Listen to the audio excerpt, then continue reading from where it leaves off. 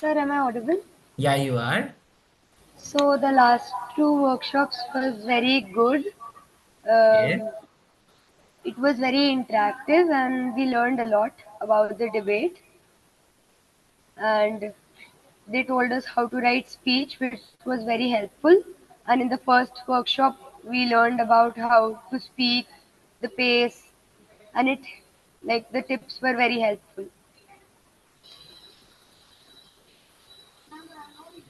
Thank you.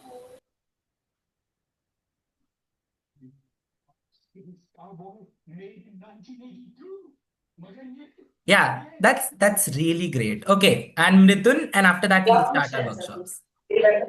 So this whole workshop has been, very interesting. Okay. And actually, every single workshop we are attending, it felt like a stepping stone.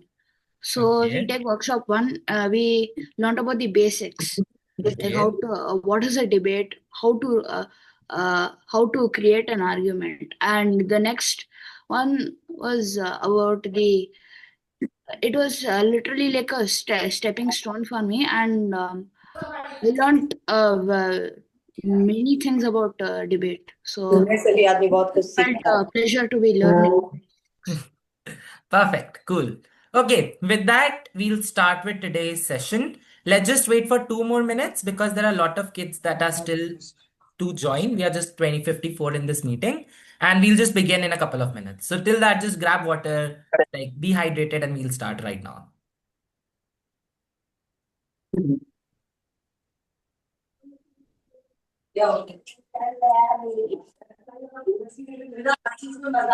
Also, please mute yourselves post you have done speaking so that there is no issue and we don't have to mute anyone again and again.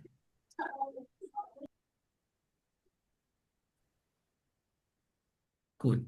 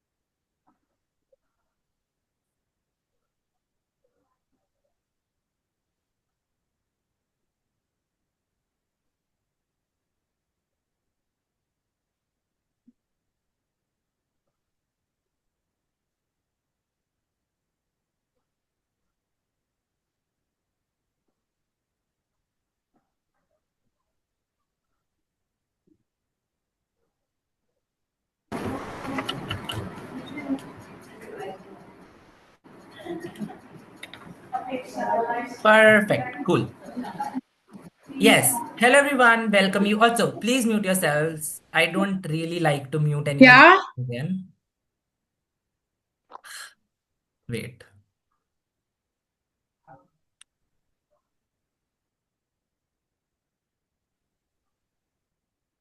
So everyone is requested to mute yourself. If there is any question, we'll give you the time to ask questions. The only rule that applies to my session is very simple. A, you listen to me because we all are in a workshop and we all are in a setting wherein we want to just learn a lot. So you just have to listen to me first. And yes, in case you then have a question, feel free to ask and anything that you would like to say beyond and above. Cool. So just like giving you some sort of a context as to what are we doing within this workshop. So this workshop is just the third event, which means that within the first workshop, you learned basics of public speaking. Say, how do you speak? Why do you speak? How better can you become? Second workshop was talking about what do you speak? And the third workshop is just to how become better within speaking. So right now, if say, for example, Vardika and Yashasvi, they are in a debate and we all are the judges of that particular debate.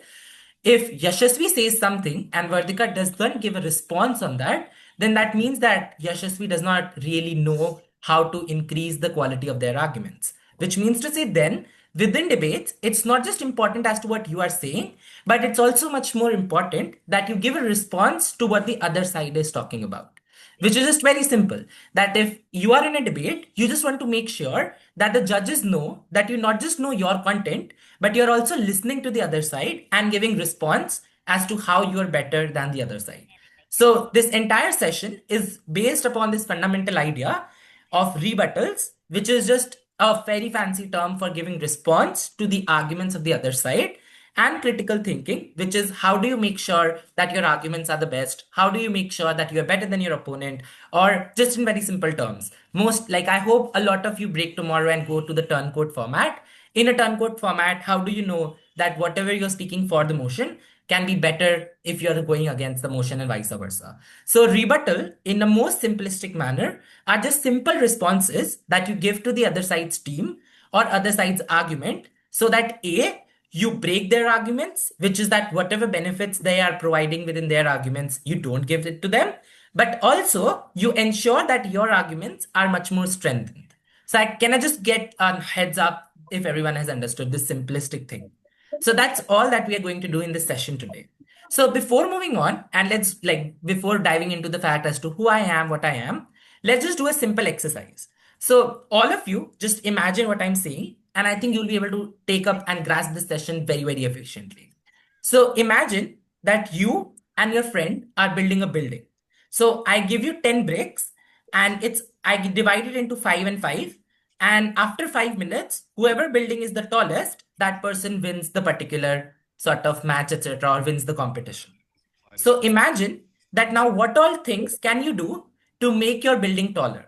A, you'll make sure that you have a higher building, which is that you use all your 5 bricks in creating the longest building. But the second thing that you'll do is make sure that the other side's building is not so high, which means that you'll try to break it, you'll try to steal their bricks, you'll try to do things so that their building is not high enough. And after 5 minutes, you win that competition.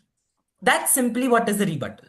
That A, you ensure that you are giving response to the other side. So you are breaking the other side's building, but also make sure that within that particular process, your building is either getting higher or your building does not get destroyed. Does everyone understand that? Perfect. Just nod so that I know that you have understood. Cool. So that's particularly what is debating, and that's pretty much it. So even if you have not understood it, we'll cover it in bits and parts in the later parts of the session as well. But just wanted to give you an idea as to what does this simple term means. So a little bit about me. I'm the president of the Hansraj English Debating Society. Currently, I'm in my third and final year. I'm pursuing economics honors. I have worked with debating organizations. If any one of you have heard about IDL, which is Indian Debating League, ISDS, which selects the teams for debating World Cup for kids. So all of that, and I've also been part of teams to Stanford, Oxford. It's very boring. So let's go along. Perfect. Simple rules for the session. Keep your cameras on. This is a session wherein you like to interact a lot, but you won't have a lot to say. So just keep your cameras on because I can see all of you. So just like when you nod, I can see that you have understood that particular thing. And very simple, take notes if you want to. And if you have any questions, feel free to put it in the chat box and we'll specially take it one after one after we have covered a significant portion of our exercises. Just one thing that you have to ensure that you don't ask repeated questions. So if Labdi has a question, Arya has to make sure that she does not repeat that question. So listen to what I'm saying. And like, I know I can be very boring at times, but that's what the thing. Neither do you have a choice, neither do I. Cool. Let's go to the next slide.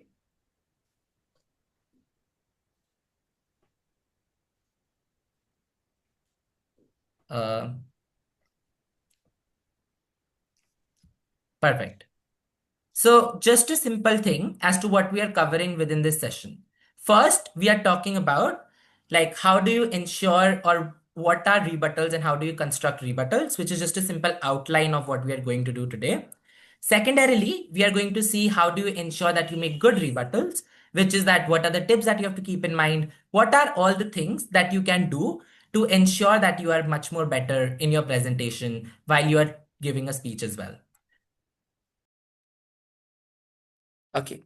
Hello, everyone. So this is just a small segment which has to be recorded alone because there's some technical glitch yesterday. So there's just 5 slides which I'll cover, and then all the parts will be of the live recording. So the outline of the session goes as follows. So, particularly what we did yesterday in the workshop was responses and rebuttals. So, responses are nothing but whatever you can say as a counter argument or as an opposition to what your arguments are. So, say for example, if we are on a motion called this house would ban zoos, if one side says that zoos promote animal cruelty and that's why they should be banned because animals are not treated nicely within zoos, etc., a response to that could be that how animals are treated nicely in zoos. So, a response is nothing but something that you say in negation to other person's argument or anything that you say to disagree with them. A rebuttal just includes a response in a manner that you respond to the other side, but also make sure that the response that you give adds into the argument that you are having. So, just a very simple and quick intuition as to how do you understand rebuttals simply. So, for understanding rebuttals, you can just imagine what I'm saying right now, which is that there are 10 bricks between you and your friends, and the competition is that who can build the biggest building. Now, if both of you run and get the highest number of bricks, say both of you get 5 bricks, now after 5 minutes, whoever's building is the tallest, they win that particular competition. So now what are the two things that you do? First, you make sure that all your building is always the highest by arranging all the 5 bricks together. Your opponent also does this. Now, the only thing that you make then do is that try to reduce the size of their building and try to increase your size of the building. What are the ways that you can do it? First, you break their building altogether or try to break their or bring cracks within their building. Secondly, you try to take their bricks and put it into your building. So that's what rebuttals are. So in the 3 workshop segments that we did, the first was public speaking and introduction to it. The second was argument building, which is the way you align your bricks to make the highest building. Rebuttal is nothing but the third step wherein you try to reduce the size of their building and simultaneously increase the size of your building. So a rebuttal is nothing but you give a response in a manner that destroys the other side's case but also increases the length of your building at all given moments of time.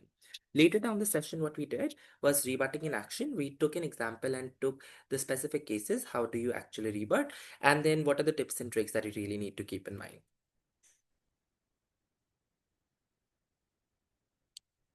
Next, what he did was just get a simple definition of what are rebuttals and responses. So a response is nothing but a counter argument that reduces the value of other side's argument.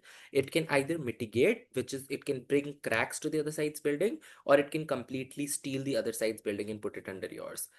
And to summarize it all, a rebuttal is nothing but you attack opponent's argument. You try to make sure that you tell the judge why you're better than them, but you do it in a manner wherein you also give new arguments onto your side or try to tell the judge or persuade the judge as to how you are better comparatively and what makes you set apart from them.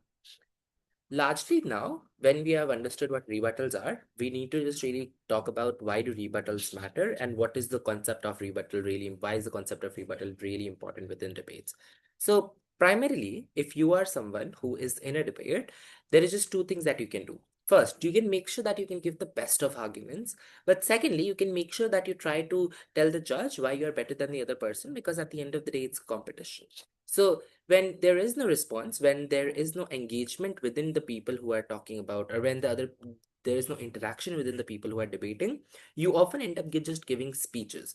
Rebuttals help convert a speech into a debate wherein you listen to the other side's argument and you include some response within your speech to tell the judge that why are we better and how are we better. So for example, if you have a topic called this house will ban zoos, and if someone says that zoos are good because they keep the animals safe, they get regular food, etc.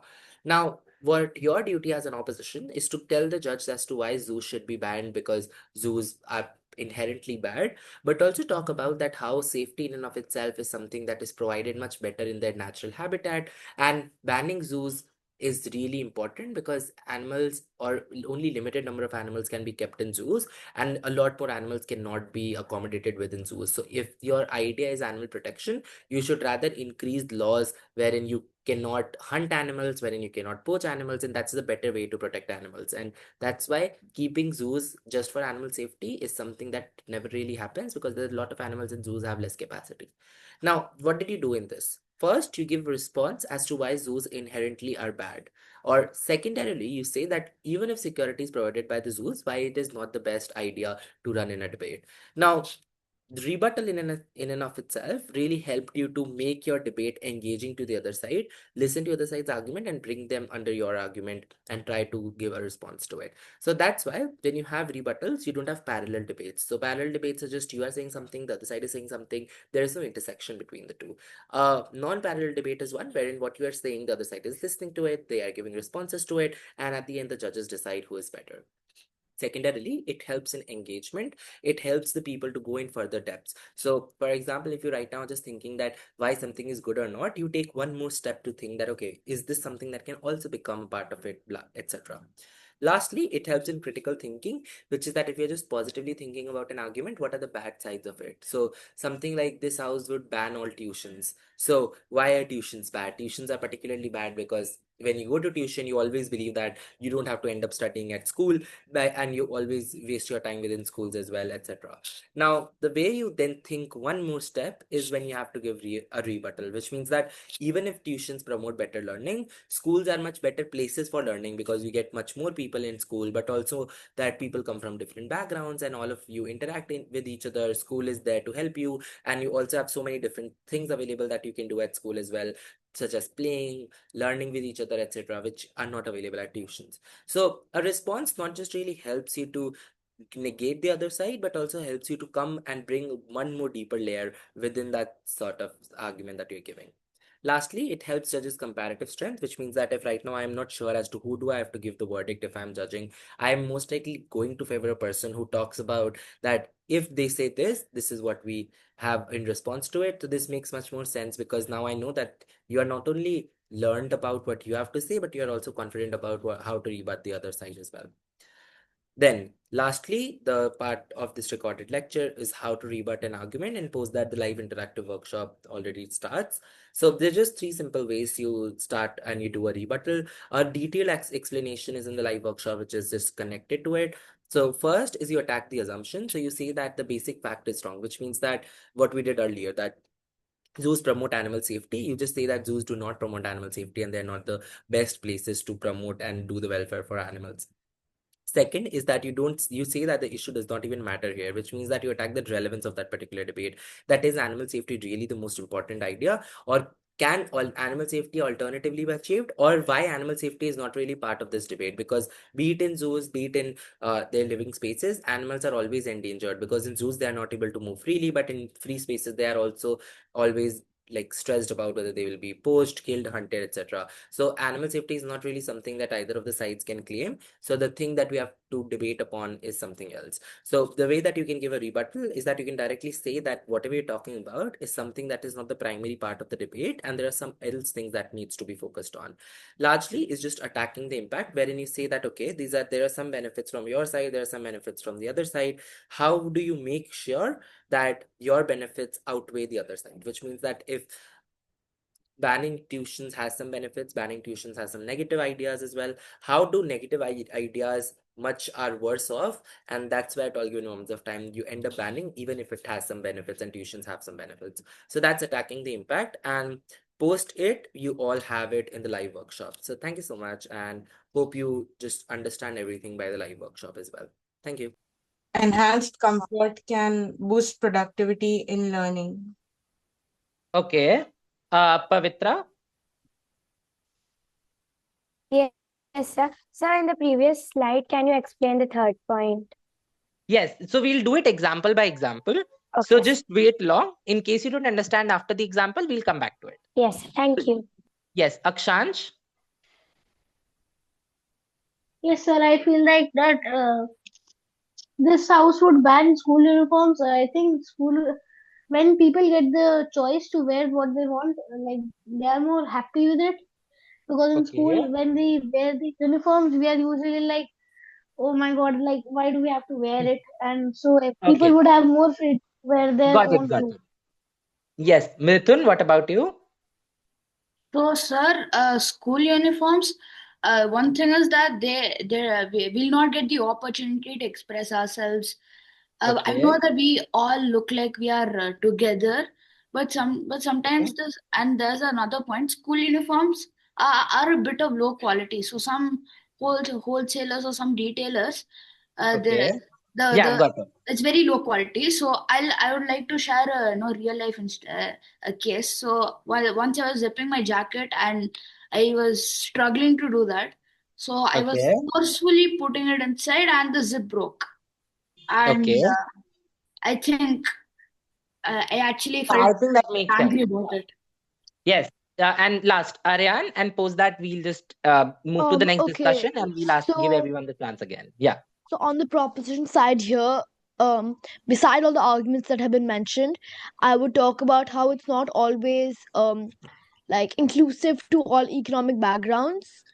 There are some Okay. clothes that are cheaper, and sometimes school uniforms can be extremely expensive. Hence, having options to clothes that can better fit certain socio-economic backgrounds, which just help a lot of children. Okay, cool. So that's pretty much quite good arguments. So all of you can lower your hands, and in the next chance, we'll obviously switch the turn and give other people chances. Cool. So majority of the arguments that were discussed are correct. So just very simple. When you give child a uniform to wear, it's just one problem with it. First, you all are making everyone similar, which means that if Trishika likes the color pink and I like the color blue, or if I like the color pink and Trishika likes the color blue, we don't really give a choice because, say, for example, her school color or her uniform color could be blue and mine could be pink. So this means that at all given moments of time, whatever we want to wear is something that we're not allowed to. But also importantly, what you do is you try to make everyone similar, which means to say then, if I have something which is unique to me, that is taken away from me when you try to make uniforms compulsory. But also much more, just think about when do you wear uniforms. So all of us wear uniforms within schools primarily, and that's what the topic also talks about. So when you are in school, you really like to belong to things, which means that I think you all are still in school, so you'll be able to relate to that.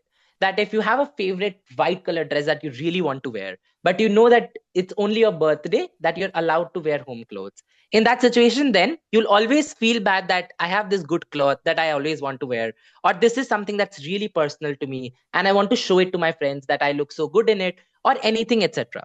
So all of this means that when you put school uniforms, you're trying to make everyone similar, and that's why schools are just like promoting something that you are not allowed to do what you really want to, but you're rather just caged into something that does not really belong to you. And all of this affects your creativity and mental health. So this is something which are arguments as to why do you think that school uniform should be banned. Now, one by one, what we'll do today is just talk about that the three rebuttals mechanisms that we learned about, how do you make sure that you rebut all the three arguments or all the arguments in that three similar capacities. So the first sort of rebuttal that we did was attack the assumption. So the arguments that we talk about primarily assume that clothing is something that will allow us to be individual enough, which means that probably wearing that sort of cloth or putting that sort of dress or choosing that pink color, choosing that blue color, choosing that black color is the only way through which we can showcase how we are different than the other people. So the first sort of rebuttal or response that you can do is say that no, it's not just clothing that can help you differentiate from someone else, but it's also so many other things, which means that the way I talk, the way I say my ideas, the way I communicate with people, the way I am with my friends, all of these things are something that makes a person what they are. And it's not just the clothing that can ensure that you are individual enough or you are something that is a translation of what you're wearing. But also importantly, individuality is something which can be expressed through a lot of different things, which means that if RS is incredibly good at skating, he will probably be known in his school because of skating. Or if Divyanshi is extremely good at dance, she'll probably be known in her school for her dancing skills. Which means to say then, it's not just through our clothes that we can prove the people or we can tell our friends how we are different than others, but it's also so many other variety of things that we can do. And all of these things together just ensure that uniforms are something that are good because they make people alignment same. So for example, if I am rich and I can afford something, but if someone cannot, or if I am poor and someone can afford rich clothes, then I will always feel bad that I am not able to wear those expensive clothes. But also importantly, when you put so much emphasis on something like a simple thing like uniform, you are just not allowing that child or allowing other things of that child to rather be focused, and they'll all be just driven by fashion trends, which means that if black is the color that everyone or majority of the people like, most of the people are just going to wear black because their friends are also wearing. Or if majority of the people like skirts, majority of the people will be wearing skirts, shirts, etc. Which means to say, then when you give a lot of importance to uniforms, a lot of people just don't try to follow what they belong to, but also they just choose what the majority of the people like. So this is where you can just directly attack the assumption that whatever you are saying or whatever arguments we discussed earlier, they are all good, but they can all be achieved by something which is outside or other than uniforms as well. So how uniform is not just sole thing, but there are a couple of things that you can do. Is it understandable by everyone? Just raise your hand, nod, so that I can know that you have understood this. Cool, because these are the simplistic things that you need to know, because other than that, you won't understand the session at all. Cool. We have 3 hands raised. Aryan? Yeah, so like my only question's kind of unrelated, but like I was not attending the other two workshops. In the speech tomorrow, especially for like the first round Aryan, can we where take we these questions later? Can you just like limit ourselves to sure, right now the sure. session and pose the session, obviously? Mrithun? So, sir, it's not a question, but I would like to actually attack the assumption. So, Okay. so And how do you like to do for the it? first point, you know, if even if you wear uniforms, by wearing the dress, it doesn't show uniform. Your oneness and the being uh, being one, being Okay. united. And I'm trying to tell that even if you wear uniform, there are people who will discriminate in Yeah, obviously. schools. Yeah, that's what the second part is. That uniforms are not just solely the things, because a lot of people can afford different things, they can do different things, etc. Cool. So I hope everyone has understood how do you attack assumption. So just repeating for everyone, just like a quick recap. So if all of us can do it together. So Kenisha, can you just tell me what is the first thing that you do when you want to attack the assumption? What is the first question that you need to ask in your mind? Kenisha, do you want to participate? Um, Yeah. we need to like mm, s- listen to them and find out the points we want to like Perfect. Very good. say Very good. against. Perfect. Yes. Labdi, can you tell me what is the second thing that we need to do?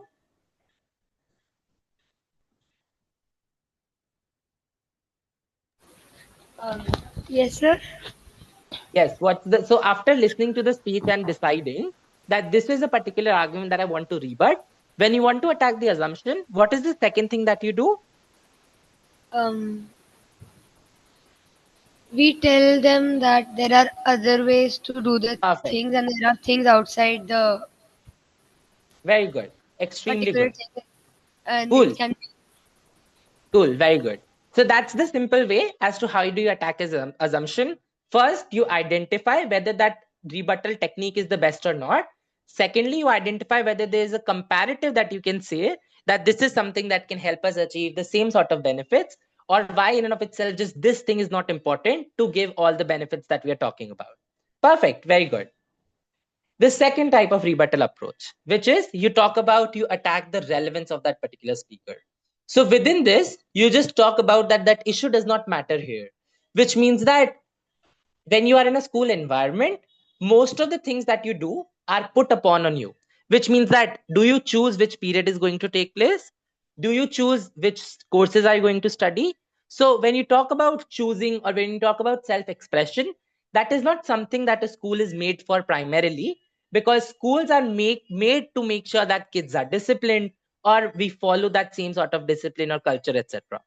Secondarily, while self expression is important, the school's primary objective is to create a learning environment wherein everyone is best catered off.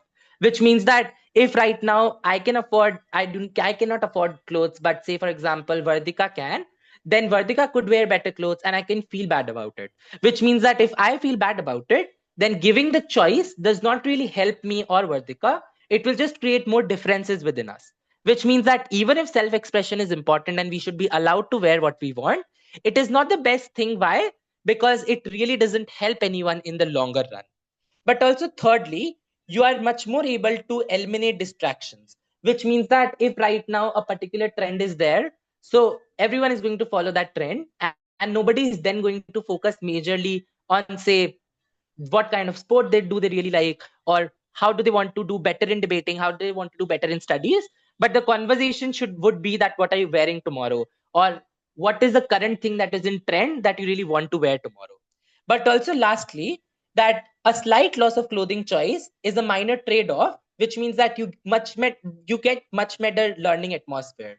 So at all given moments of time, then if I am a teacher, then I should ideally point out here the importance of picking the right trade-offs and comparative within a debate. So if right now I'm judging to you, then me as a judge will just say that if you have an option of choosing much better debating skills, or you have an option of choosing much better clothing skills, then as a judge, I should ideally just say that you should go towards better debating skills.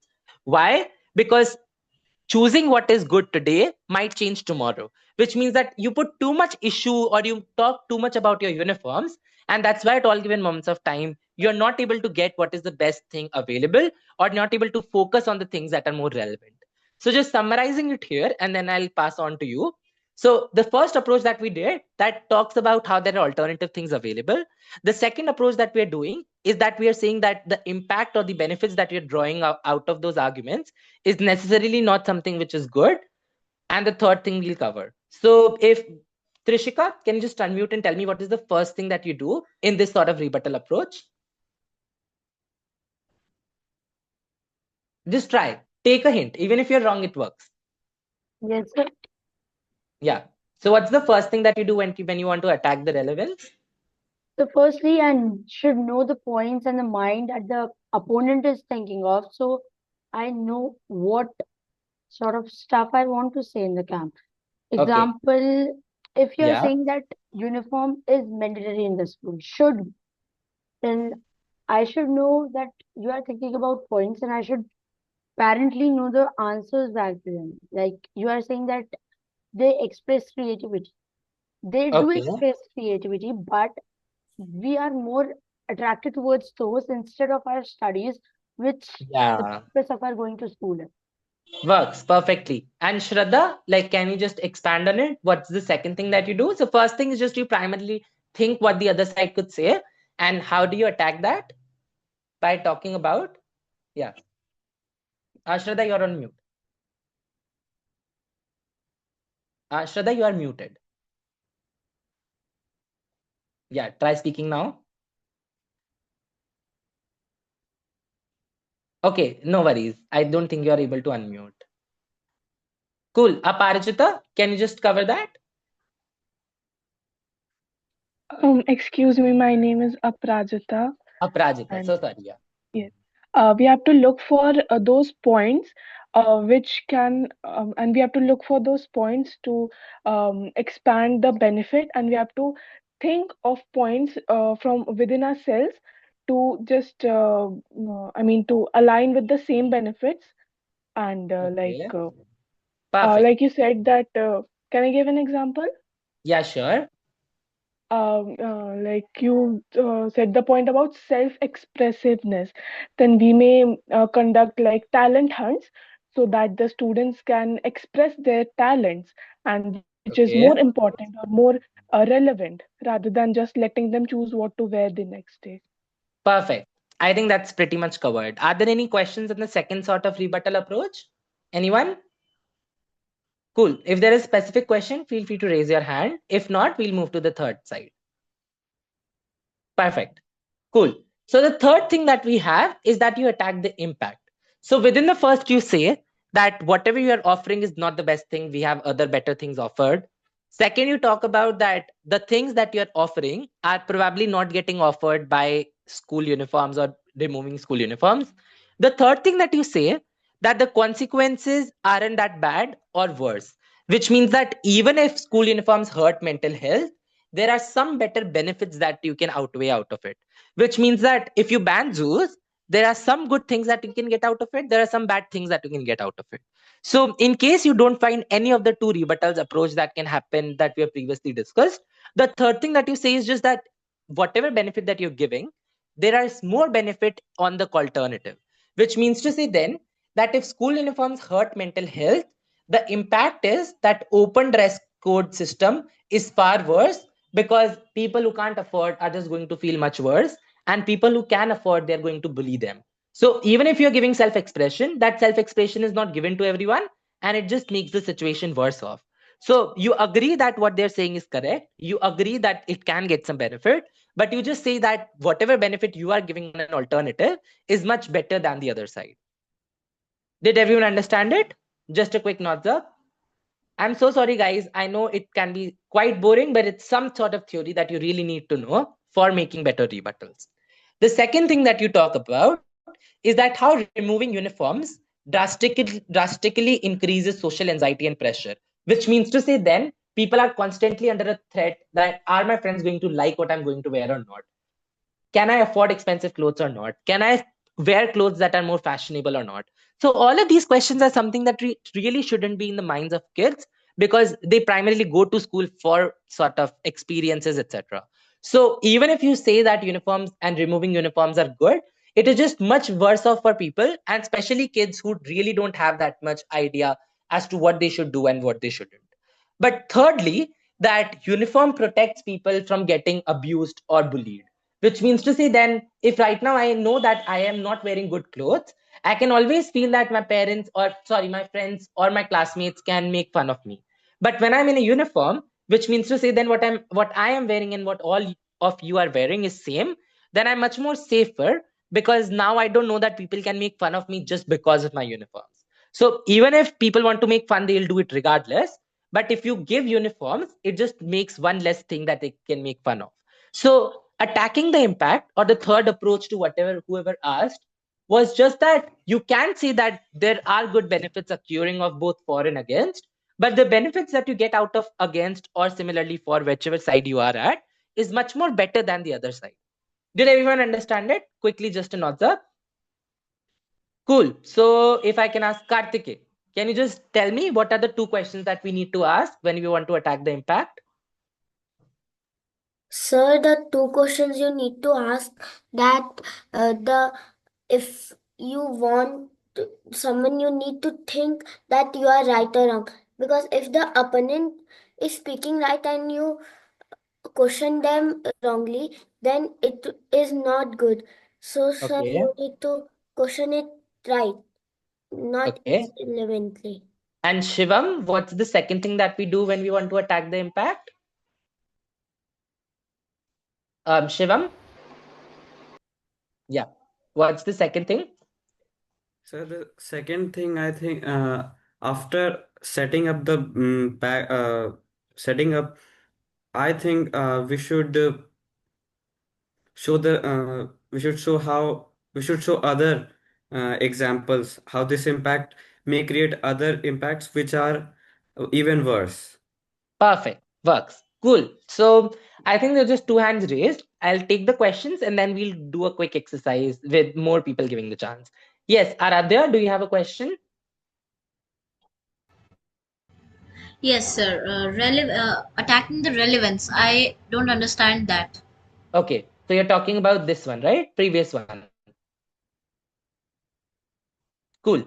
And yes, Aryan, is your question also the same? So that I'll just answer Aradhya's No, question. it's just generally about something like tomorrow and like Okay, what we'll would be take the that class in later. the end. So Yeah, at the end okay. of the session, what we'll do is I'll just wait and I'll resolve all the questions about tomorrow. Works? Oh, okay, cool. Thank you. Perfect. So yes. So attacking the relevance, who asked me this question? I'm so sorry, I need to know the name. Okay, Aradhya. So attacking the relevance is very simple. When you say that you do something or that topic is giving you a benefit, what is the thing or what is the benefit that you're getting, and why that benefit in and of itself is not very exclusive or not very good at the expense of against arguments.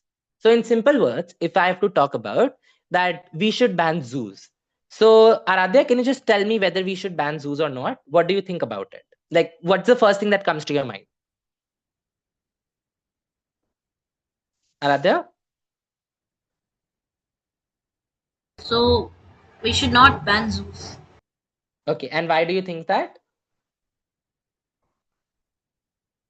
Because animals are safer in zoos, so many Okay. people can hunt them down. Okay, perfect. They're safer. So, yes. So the way that you attack a relevance is that you say that animals being safe in zoos is not the matter or is not the way that opposition is going to win a debate. And why is that? Because even in zoos, there is limited capacity. So a zoo can just have, say, 3 tigers, a zoo can just have 2 crocodiles. What about the rest of the crocodiles? Which means to say then, if you ban zoos, those crocodiles are in their natural habitat.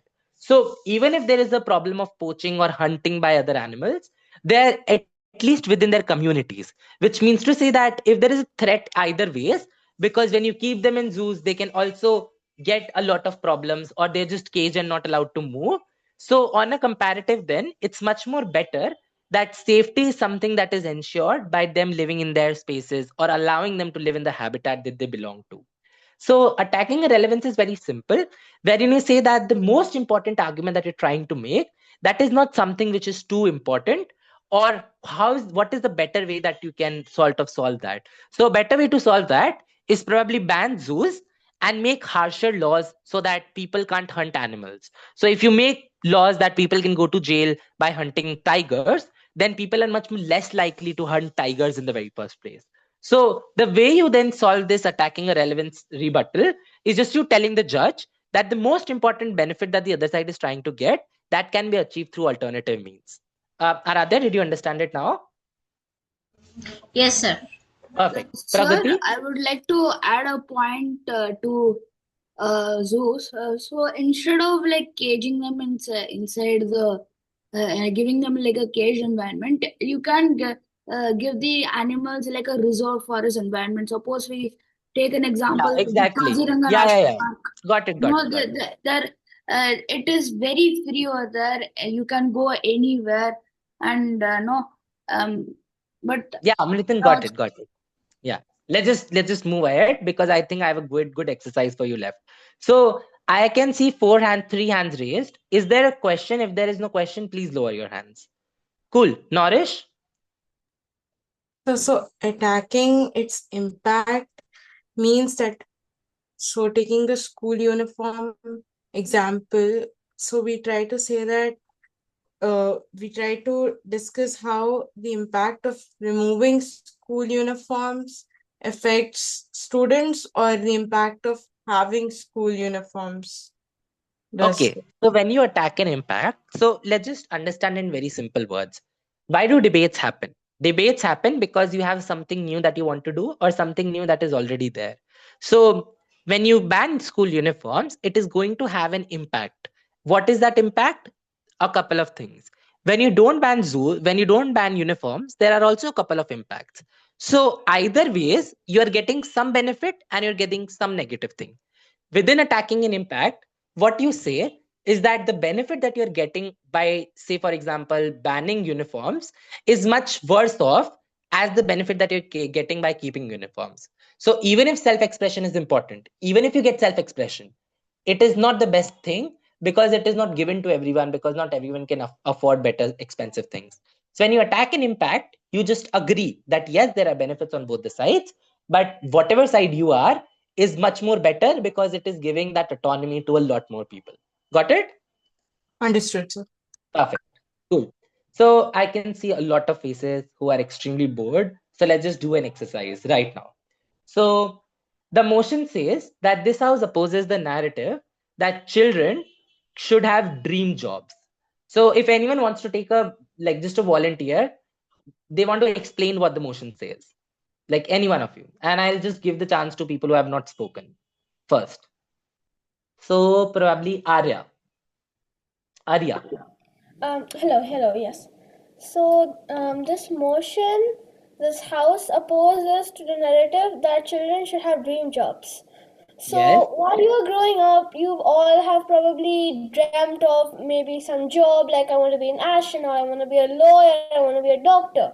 So, this basically means that this house opposes. That means it doesn't want that children should have their dream jobs. That, like, say you're planning on becoming an astronaut, this house is like, that's your dream job? No, I don't think so. You should become maybe a doctor, a lawyer instead. Okay. Tridon, do you want to give an add to it? I'm just randomly Ma'am, taking I sir, just sorry, want. sir. Yeah. So this house is opposing that children should not have dream jobs, and I think if he had this actually, it feels like the Britishers are still there and they're ruling us. So I think no children like us. We must spread our wings, and we should get our dream jobs, and we Okay. should be whatever we want, Got and it. Got it. no comments, nothing. Like we Cool. can be Cool. whatever we want. That's what it's Yes. supposed to be. Works. Also, just like let everyone give a chance to speak because they have very last class. So just wanted to say that. Cool. But yeah, Naira, do you want to add something to it? Like just understand the motion. Just explain everyone the motion and we'll come to arguments later. But yeah, Naira. So the motion says that this house is against that children should have dream jobs. Yes. What the fuck is that explanation? Sorry, bro. So, okay, Shantanu last. Do you want to add something? Then I'll just explain what the topic is. Shantanu? Ma'am, sir, my name is actually Shantani. I'm using my father's ID. Okay, no worries. I believe that that students should not have dream jobs, as sometimes, as most of the times, those dream jobs are very competitive, and and and in case if they are not able to achieve that dream job, it could Yes. have some major setbacks on the child. Okay, works. Got it. Also, it creates stress on the child to achieve that dream job. Perfect. Works. So, a couple of things that I would like to do first to explain what the topic is. So, when you read the motion, so if one of you, let's just say, Aradhya, can you just read the motion for me? Like just word by word. Yes, sir. This house opposes that the narrative that children should have dream jobs. Perfect. So, within all of what you said and all of what you explained, there is just one thing that you miss, that it isn't saying that children should not have dream jobs. Read the motion again. It is saying that it opposes the narrative that children should have dream jobs. And this is where you make a topic which is different and how do you interpret the topic. And I think all of you should listen it very carefully, and especially the people who have already prepared their speeches for debate. When you always see a topic, think about the individual word that it says. So the way that a narrative is set, or what is a narrative? A narrative is probably a thing which tells you that this is something which is mostly accepted by people, which means that a narrative that people should not kill everyone is something that everyone believes that killing is bad. A narrative that you should not bully someone in school is that everyone believes in the society that we should not bully kids. So when you say something of a word called narrative, it is just saying that majority of the people feel about that in a particular manner. Did you all get it? Just like quick heads up. Cool. So the way then you understand this motion, so this motion says that we opposes this particular idea that children should have dream jobs. So it is not just saying that children should not have dream jobs. We are opposing this entire thing that society should see, that children should have dream jobs, which means that if Ishika is someone who is wanting to become an astronaut from her childhood, we are opposing that narrative that everyone within the society should kind of pressurize her to only become an astronaut or not just anything else, or just change what they really want to become later down their life as well. Which means at all given moments of time, this motion is just saying that you oppose this societal norm, or you oppose society's thinking that children should have their dream jobs, which means that children can have different things, children can do different things, children can want different things. So that is what the topic is about. So when you see a narrative, just like quickly think, what is the government or what are the people within the society going to think, and why is that specifically a bad thing? So the way then you understand this topic is that, say for example, if I wanted to become an astronaut or if I wanted to become a scientist when I was in 6th grade, all of my family will then try to just make me want to become an astronaut in the later parts of my life as well. So even if I don't want to become an astronaut, say in 8th grade, when I really am interested in history, My parents will some sort of force me to believe that what my dream job was, or what my childhood job was, or what my childhood dream was to become a scientist is something that is better. So within this, I will be forced to take decisions, or I will be forced to take actions which necessarily are not the best for my interest. Did you all get it? So, like what the topic is about, everyone, just like quick heads up, I can see all of you. Perfect. So now within it, let's just start creating an argument. So Niyati, can you just give me one argument which comes right off your head for government, which is for the motion? Niyati?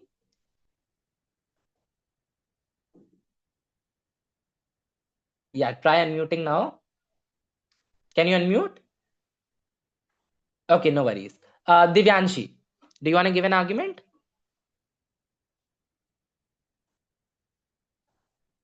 Okay, Kenisha?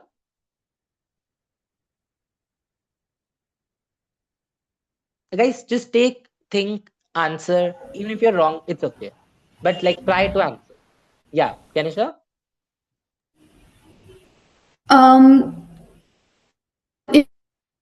Is it about the government opposing? Like, what's the question? Can you So the just repeat it? Yeah, so the question is, what do you think is the like what if I am saying that you are for the motion, what is the first argument that comes to your mind? From for the motion that we should oppose the narrative that Yes. children should have dream jobs. Yes. Okay, you Mm. can think about it. Ishika? Yes, so I am against the motion. First of all, if I talk about myself, as a kid, I wanted to become a doctor, but as I grew up, I realized that biology isn't really my cup of tea, so I shouldn't be forced to follow that. Instead, I think it would be better if I can keep changing my dream job according to my interests, not societal pressure, not anything, just based on where, like, my interests.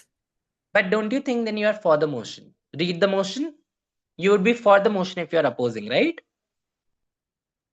Yes, okay. Yes.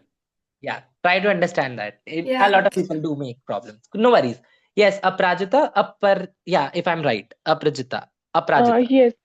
Yes, I believe that children should not have dream jobs because most of Hmm? the times we don't really understand what that profession means. Like I could think of becoming a pilot when I'm 5 years old, but as I grow up, I discover that I'm afraid of heights. So basically, that would be a very much breaking point for me as a teenager. So I think that we should not have a mindset set Okay, very works. early Perfect. in our lives. If one of you can give me an argument for against the motion, think about it. Like you have to say that children should have dream jobs. Like this house should not oppose narrative. Any one of Sir, so Yeah. I So think Ria, no, Ria, Ria will get a chance because yeah, I can see a new hand. Ria, Sir, I was going to say for the motion. Is that fine? no, I want some against. Like I think for we have all covered. If any one of you wants to talk against the motion, Okay, sir, I just can give me talk 2 minutes. again. I'll create a response. yes, Kiara. Yeah, so technically, children are also somewhat teenagers, and with the amount of competition for colleges now, at least a teenager should know what field they want to go into. So a teenager should at least have a dream job so they know which career path they want to go to. That's Okay, children should have dream jobs. perfect. So now we have covered a lot many things as arguments. Now all of you lower your hands and you'll like raise your hand if you know the answer to it.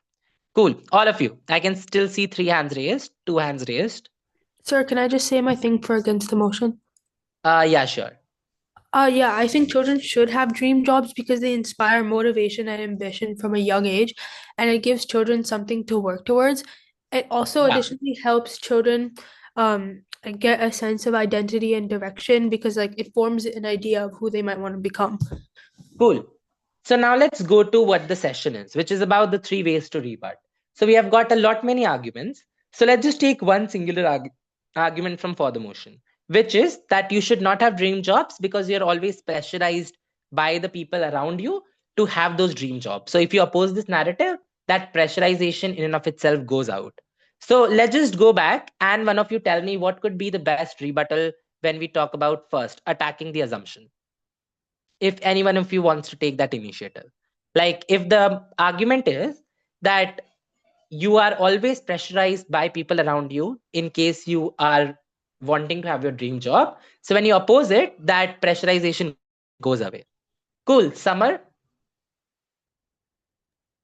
Hi. So we can attack the assumption by saying that. So let's first address the point that the supporters of the motion are making. They think that once a child has a dream job, his or her parents will be insistent on the child pursue his or her dream job. I believe today almost every parent knows that when a child is of a young age, he or she does not really know how the world works. What they're seeing and what they're wanting as their dream job is something they see on TV, on cartoons, on TV shows, etc. Parents today are intelligent enough to know that their child does not know the realities of the job. Let's take my example. When I was small, I wanted to become an astronaut. My parents Okay. knew that I was saying this because I saw some TV show, I saw Interstellar maybe, or something like that. They were not extremely pursuant on me wanting to pursue astronaut as a career because they knew I was small. And as I grew up, I realized that it involves a lot of science, a lot of math, etc. And it is genuinely the wrong career for me. That is, I believe, how we can attack this. Perfect. Cool. So, just to answer, when you attack an assumption, you just say that the fact is false. So, the way you attack an assumption in an argument wherein you're saying that if you oppose this motion, then children won't get pressured by their society. So, you attack your assumption by saying that no, children will any which ways get pressured by the society. Why? Because your parents always compare you to your friends. Your all parents or your society members always try to compare your performance in a comparative setting. So even if you don't pursue your dream jobs, even if you do, regardless, pressure is something that is going to be from the outside world. So this is where you attack the assumption, wherein you say that no, your fact is wrong. That if you oppose this narrative, you still are always going to be pressured. Got it, everyone? Just like quick hands up if you have got it. Perfect. Cool. The second is attacking the relevance. The way you attack a relevance in this topic is just by saying that the benefit that you're getting or the kind of freedom that you're getting by not getting to do your dream jobs, it can directly be rebutted by saying that if you do have this narrative that children should have dream jobs, you create your idols, you work towards it. So if I know and if I am told by my parents that I wanted to become an astronaut and I have to work really hard for it, I will make sure that I do things in the best capacity to achieve that dream. So when you have this narrative existing and you don't oppose it, you make sure that you are driven in life, or you make sure that you are much more better in life and you're doing something in your life which is better.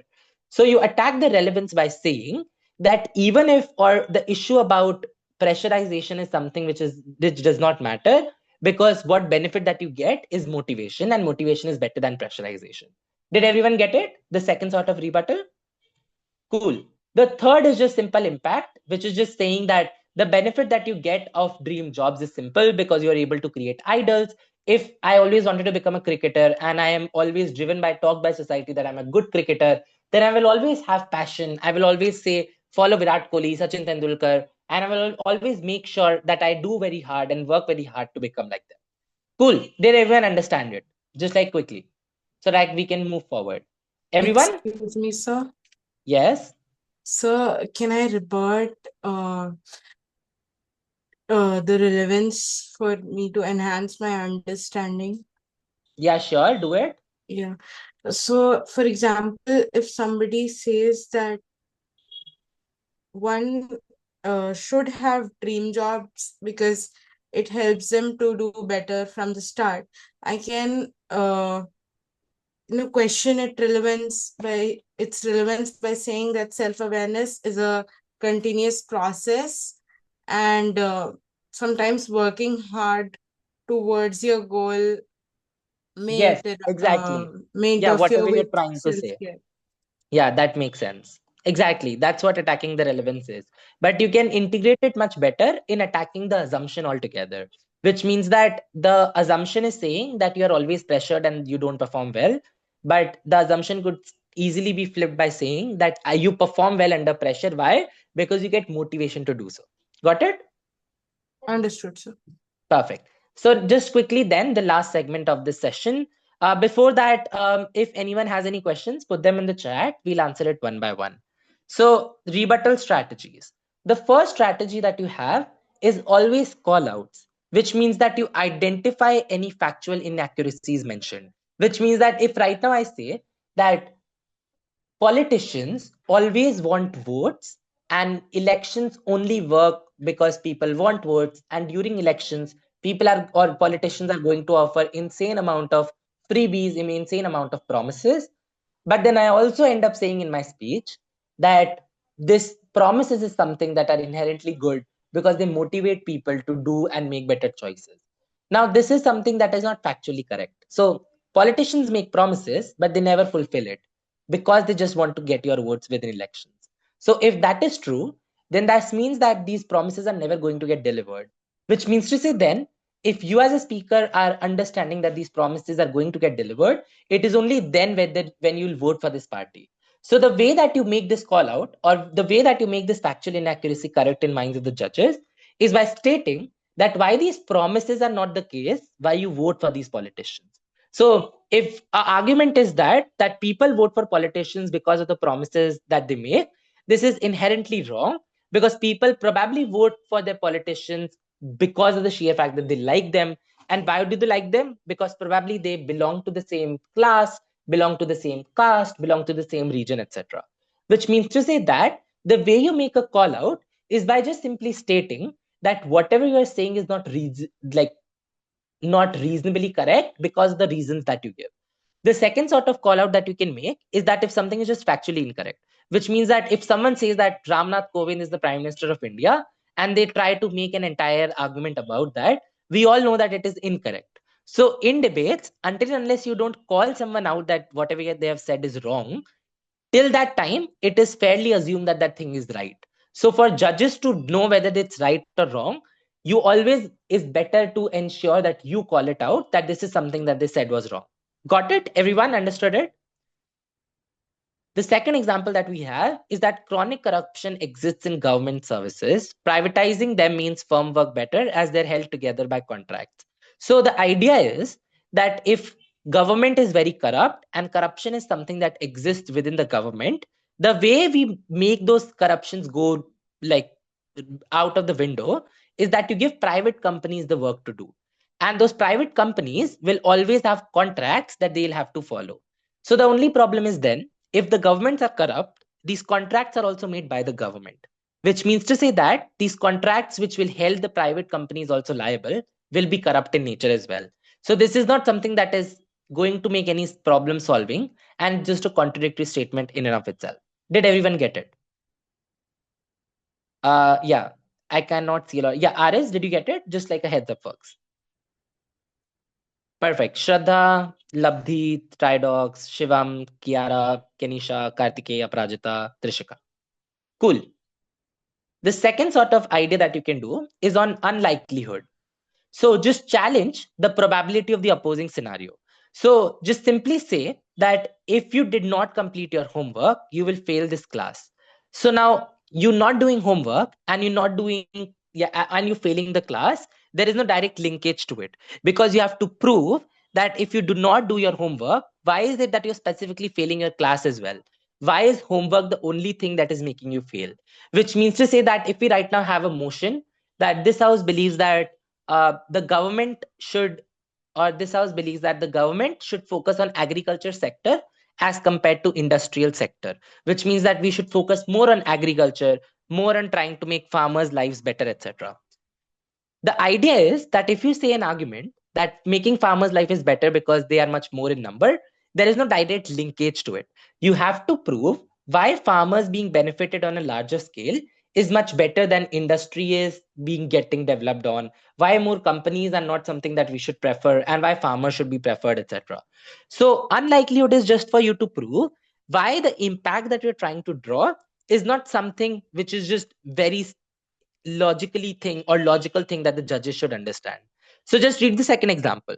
China should not invade Taiwan because it will lead to WW3. Because it is highly unlikely that just China invading into Taiwan is just going to do that, because US is there, a lot of other players are there in the world circuit, Russia, US, etc. They will all make sure that World War III does not happen. So unlikelihood is nothing, but you telling the other side that your arguments are not really likely to be having any impact because they don't have any direct linkage to it. So if I just say that banning uniforms is good because it leads to better grades, there is no linkage as to why banning uniforms and grades is something that is going to be there. Until unless you prove this fact through logical reasoning, how banning leads to better confidence for the kids, and that better confidence allows them to pay more attention in the class. When they pay more attention, they are able to understand things much better. And when they understand things better, they attempt better in exam and they get better marks. So did you all understand that unlikelihood is nothing, but you're just talking and pointing out to the judge that the probability of the argument that is there is not something that is going to be good, or how the argument in and of itself is not going to have the impact that the other side is talking about. Cool. Before anything, did everyone understand it? Yeah, so you're both. Cool. Shraddha, But I did you didn't get it? understand. Okay. So simply, just listen to me now.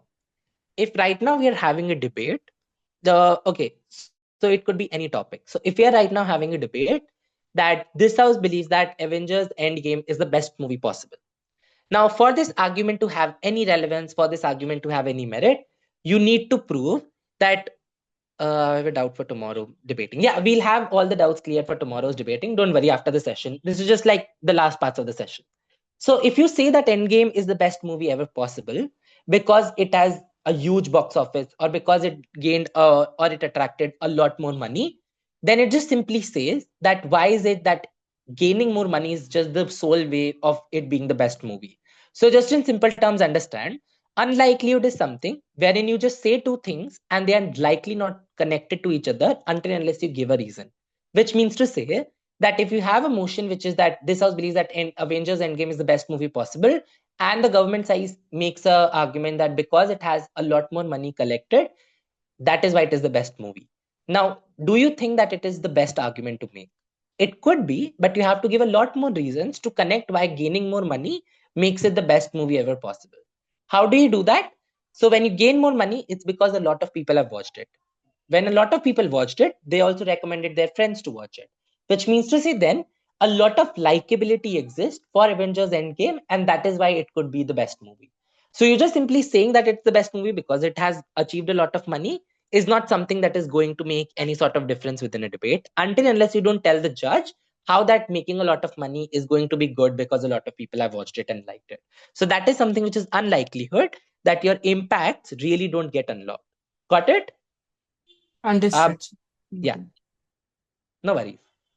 So the third thing that you have is mitigation, and I think we have already covered it to some extent. So mitigation is something which is like if there is an argument which is extremely good and you don't get any reason, neither you can call it out, neither you can prove the unlikelihood within it. It is a very good argument. The way you then win a debate is by telling that, okay, your argument might be good, but it is not necessarily going to have the kind of benefit that you're talking about, which means to say that this particular argument that you're making, the impact of it is overstated, and the way you prove it is as follows. So, for example, if you have a topic wherein you say that beauty pageants like Miss Universe, Miss World, etc., they objectify women and they promote harmful beauty standards.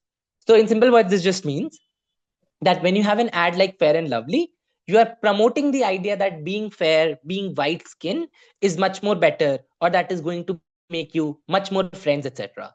So what you're trying to do, you're trying to tell the people that being white is something which is incredibly good.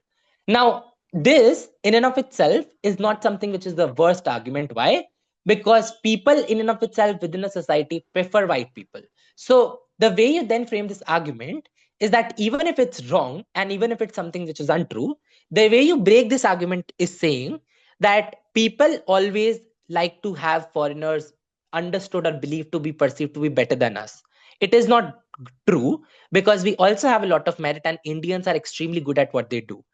But the sheer idea that in and of itself, Fair and Lovely promotes white supremacy is something which is not true, because we also admire foreigners a lot. We also click pictures with them, etc.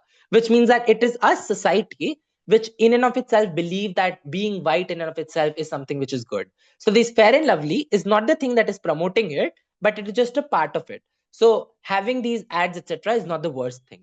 Now, this is a bad argument, but it is able to tell you that why banning Fair and Lovely is not the best option, because banning it is not going to solve anything. The way you solve it is by telling people that color does not matter. So when an argument is made, you can always give counter arguments to it, but you always have to give some response that ensures that the benefits are something that are reduced by a lot of extent. So if someone says that if you ban Fair and Lovely, people won't like to, or people will have, like, people won't stop loving the idea of a white skin, that is not true. The way it will happen is by societal change. So that's why banning Fair and Lovely does not make much difference. The way you achieve that impact is by doing something else. So mitigation is nothing but trying to prove the judge that yes, a benefit or a harm exists, but that benefit or harm is not so high because it exists in both the worlds. So did everyone get it? So all of these are quite similar to each other, but they are just different in their wordings. Arya, Aris, Shraddha, Mritun, Tridon, Shivam, Labdi, Kiara, Ishika, Rishabh, Divyanshi, Trishika. Did all of you get it? Yeah. Anaya, Agdil, Aprajita, Tanish, Shantanama. Cool. So that's it. Perfect.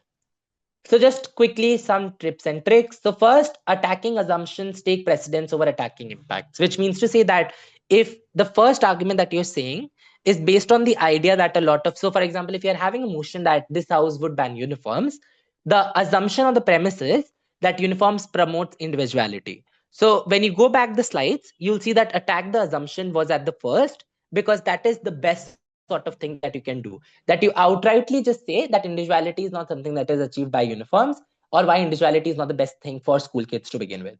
So it's always better that you attack this assumption, because it is much like, so judges much more like you if you do this as compared to you try to take down impacts. Can you explain the motion of the last slide? Which motion is there? Okay, this house would legalize the sale of human organs. So this motion is just simply a lot of you. Okay, so when you die, or even if, so people in the market or people in the world want different organs, which means that you might have heard your parents ever talk about, or in shows, etc., that there's kidney transplant, there's lung transplant, there's heart transplant, which means that there are some organs within our human body which can be changed if we go through an ailment. So for example, if someone smokes a lot, it's much more likely that their lungs are damaged. So all of this is something which ensure that human organs can be replicated, or say I can give my kidney to someone who really needs it. So the motion says that we would legalize the sale of human organs, which is that we would not make it illegal for people to sell their kidneys to the people who like it. So that's the motion on the last slide. Cool. So the first step is just to attack the assumption, which is very simple, that if you just say that individuality is not the most important thing, you any which ways are winning the debate. Secondly, when you can't take down an entire argument, try to mitigate the impacts, which means that even if individuality is something that is important, just say that why individuality is something that you can get from other means, or why in comparative it is much more worse off for the kids who do not have the access, or who are not rich enough to be able to afford good clothes, etc. Third, note taking is important to point out contradiction in cases, which is extremely simple, that until unless you don't listen to the other side, you end up making mistakes in calling that contradiction out, because you might not understand why it's a contradiction and is it a contradiction or not. And fourth, always try to be comparatives and make the right trade-offs. So trade-offs just simply means that A is better than B, or you're given an option between A and B, which is better. So always choose the thing which is going to have much larger impacts, which is that it is helping a lot of people, it is helping the most vulnerable people, all of it. Cool. I think tips and tricks we have already covered, but yeah. Any questions now till far on this session? All the questions regarding debate later. Any questions on the session, please ask right now. Pragati. Can you explain mitigation? Yes. So mitigation just simply means that there is some argument which has a best impact, which means that banning zoos leads to less animal cruelty, and it leads to animals being safer within, their natural habitats. So this is an argument, and the impact is that animals are safer. Mitigation means that you take that this argument is good, but how can you reduce the impact of that argument? So you then say that animals are much more safer in zoos because they're kept in cages, they are safe from predators, etc. But also additionally, the predatory animals or carnivores are given constantly food or constant food within those cages, etc. Yeah, Arya, just a second. I'll just make a quick number of announcements and then you can leave. So mitigation is nothing, but in some way you're telling the judge as to why the impact that is there is not something which is so important to credit, but also how that impact can be achieved otherwise as well. So you just try to downplay any sort of impact or any sort of benefit that is there, or if there is a very worst harm on your side, you just try to reduce the intent of that harm. Got it? Who asked that question? I'm not really sure. Okay, no worries. Shantana? So let's say we are like the first or second speaker in the slot. Okay. Then how is rebuttal? I'm not talking about the turncoat, like the first round. So if you are the first or second speaker, then how is rebuttal? Like leave about the second speaker, first speaker, then how is rebuttal really going to help us? So just simply think that if I'm listening to your speech, what am I likely to credit you more? Am I likely to credit you for just saying that why zoo should be banned, or why in comparative zoo should be banned? Which means that if you're going as first speaker, you do something which is called rebuttals, which is the more inherently thing. So for example, if the topic is that we should ban uniforms, the primary argument that you can think from against the motion, think of that and then try to give your speech. So if you want to include rebuttals within your speech, the way it helps is that I know as a judge and as an experienced judge that on this topic, opposition is just going to say this only for sure. So you just take that for sure thing and then you include, say, 30 seconds rebuttal to it within your 3 minutes time. And that's how then you give a speech which is not just your arguments, but also a lot of it, like just simply engaging with the other side. Got it? Yes, sir. Anaya? Anaya Sharma? Yeah, so basically, I had a doubt that if somebody's argument has, you have the option of all three rebuttals, like it has a bit of elements of both. So which one would be preferred? What kind of which rebuttal should you give? Which one would be preferred, Okay, and am I which one audible? would... Yeah, I think Yes. I am. So the argument which okay, can you just repeat your question? So sorry. So if somebody makes a point or like a point that has flaws, and like you have the option of all three rebuttals and you have elements that could be used in all three rebuttals, which one would be preferred? Which one should you give? Attack the assumption. Okay, thank you. Huh. So it's very simple. When you attack the assumption, you are in and of itself just telling the judge that the primary claim that they're making is false. So that's how you then win. Perfect. Okay, thank you. Kartike, and then I'll just make a couple of announcements and then all of you can leave the call. Those who don't have a question. Yeah. Sir, I have a doubt, which is that if you are speaking, then can we include what are the flaws of the other side in your speech if you are Yes, going yes. at first or second? Yes, that's what this session was also all about, that you always have to include it.